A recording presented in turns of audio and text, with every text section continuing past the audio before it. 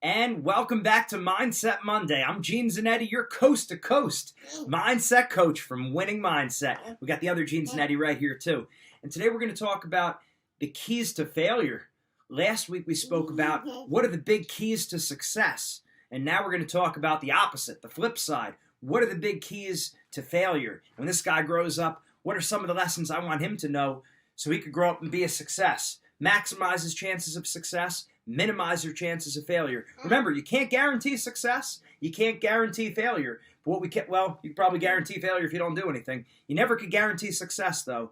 All you could do is raise your chances. So what are some of the roadblocks? What are some of the biggest traps? Some of the biggest barriers between you and success? So today, the keys to failure: excuse making, criticizing, blaming, complaining, pointing the finger at other people, procrastination.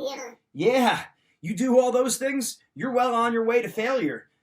Procrastination. The road to someday leads to the city of nowhere. You got to take action. You got to stop making excuses. You got to stop blaming other people. Okay, these are critical things. So I was very blessed to go to two different colleges. I was at Rutgers for 3 years, transferred to the University of Pennsylvania my last 2 years. Both great schools, both great athletes, great students, all that. But at the time, Penn was just a notch above in both school, academically, of course, it's an Ivy League school, and athletically. At the time, Rutgers was ranked around 50th in the country, Division I, 5-0, and Penn was ranked 15th, 1-5. Okay? Almost everyone on the team was ranked in the country. We had a two-time NCAA champ, Matt Valenti, All-American, Matt Harrington. I think the whole team was ranked in the country. Well, what was the difference? People always ask me, what was the difference between Rutgers and Penn? Now, remember, we're talking about back when I was there. We're talking about a very select group of people, and we're playing on averages, right? We're speaking in generalization, so not every single person. But what was the difference between the Ivy League school, the higher tier athletic? What was the difference there? And a lot of people think, on the surface, it's the gifted birth. In other words, talent. They think, oh, the people at Penn, because it's an Ivy League school, they're just so much naturally smarter, okay?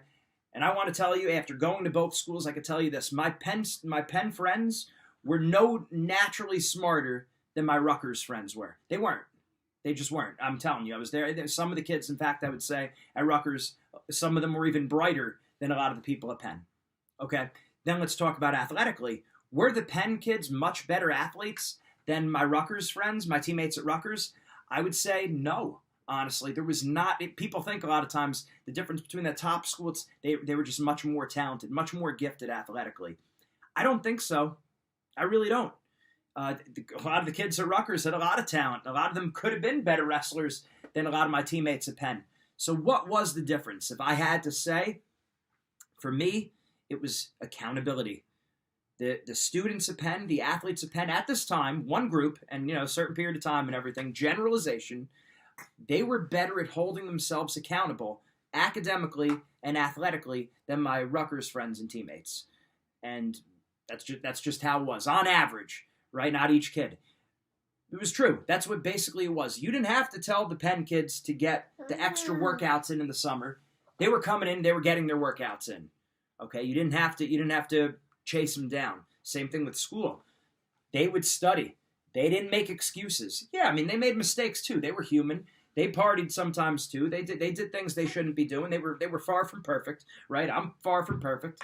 But by and large, you didn't have to chase them down.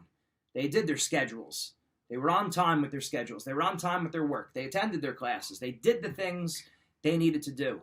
I remember I had some friends that were at Penn studying. I remember I would see them. We had a study lounge in our dorm, and I remember going down to practice in the morning. You'd see one of the guys in there, Arpan, a smart kid, more important than him being smart, hard worker. You'd see him in there studying, and then you come back from practice. He was still studying. You'd be up in the room. You come down. You go to class back and forth. He was studying the whole day. I mean, sometimes he'd be in there from 8 in the morning to 8 at night. That was not a talent thing. A lot of people think it was talent. No, it was accountability. It was hard work. They weren't excuse makers. If they needed to know how to do something, they found a way. And again, this is not every kid. And then you just fast forward this to life. You fast forward this to business, to career. The people who are successful, like we said before, hustlers, go-getters. People who aren't successful are excuse makers. People who always pass the buck, always push their work on to someone else. You got to ask for help, and you got to assume personal responsibility. You got to try to find a way. Yeah, you do. You got to try to find a way. Don't make excuses when you get older. But a lot of times people get caught up. So now we're talking just in general in life. People who aren't successful, they spend a lot of time complaining, blaming other people, pointing the finger. It's my coach's fault. It's my teacher's fault. It's my boss's job. If I had a better boss, if I had a better teacher, even now as business owner, if you say, if I had better workers, right? People say this kind of stuff. And you know what? It's garbage because there's all excuses. Nobody's perfect. I'm not perfect. Other people aren't perfect. So you're dealing with an imperfect world. Stop complaining about it. Make the best of it. The productive question is, how can I make the best of this situation? So if you're blaming other people and pointing the finger, you're in trouble. I saw a great Will Smith YouTube video, and he talks about the difference between fault and responsibility. He says a lot of people grow up with crappy lives or crappy circumstances. And from time to time, all of us are just given a bad hand in life, right? Where it's just rough circumstance, right? Sometimes some people have it easier.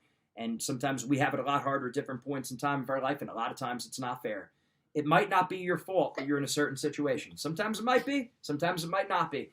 But when it comes right down to it, it doesn't make a difference. It might not be your fault, but it is your responsibility to improve.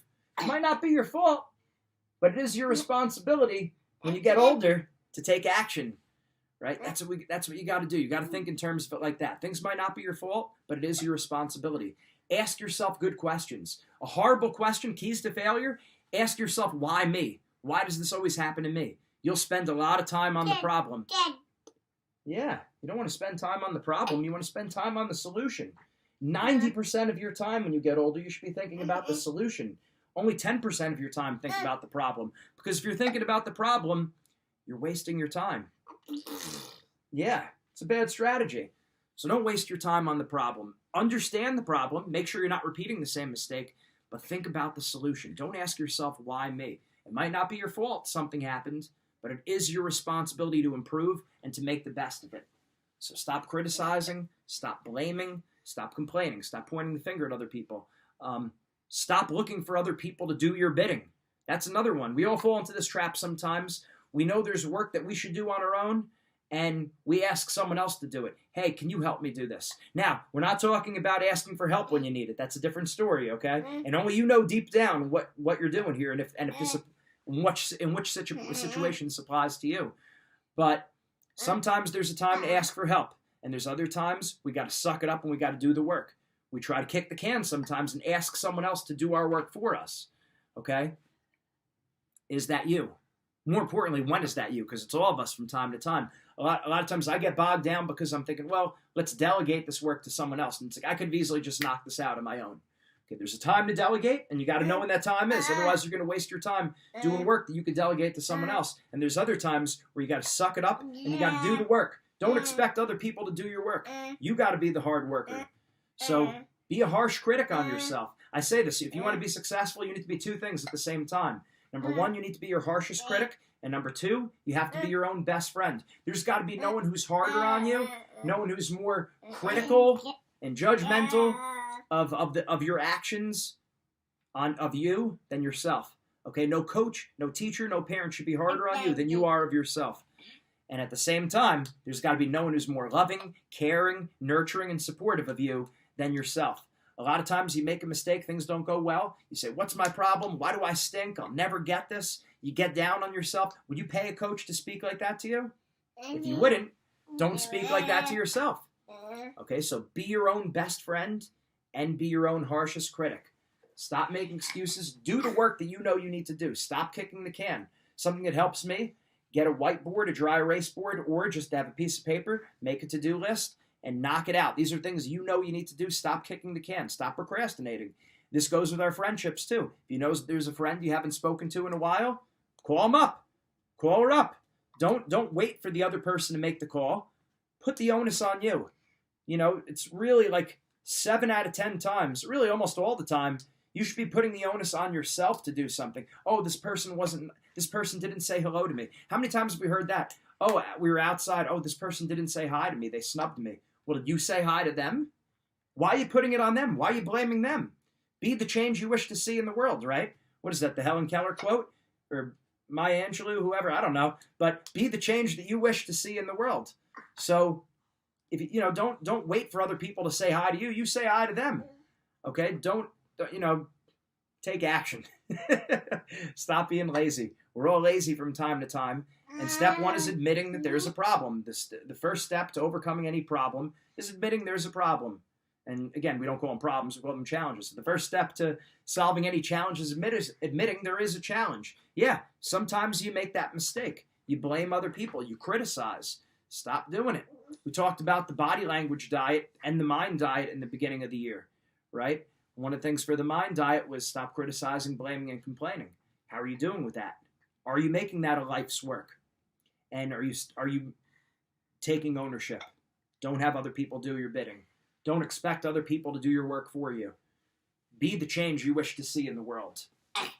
You do that, you avoid those keys to failure, success. Again, you can't guarantee success, but you're much more likely. You're much more likely to be successful. You can't guarantee success. All you can do is raise your chances. So raise your chances of success by eliminating these keys to failure. Mindset makes the difference. What do you have to say? Boy. Take care. We'll see you next week.